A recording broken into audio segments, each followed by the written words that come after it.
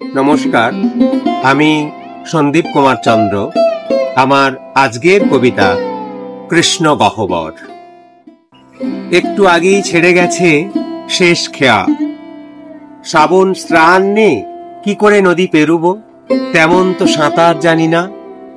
কত স্বাদ ছিল ডাবরে রাখা পান, একখিলি সেজে দেবে তুমি। ঠোঁটের লালিমায় জ্যোৎস্নার কি তাতানি, অথচ শটান দাঁড়িয়ে জোয়ারের জল। অতলান্ত আঁকিবুকি ছুঁতে ছুঁতেই ধসে পড়ে ফুটকি কৃষ্ণ গহ্বর। নির্ভার চিত সাঁতারে তাহলে কি ওপারে যাওয়া যাবে না?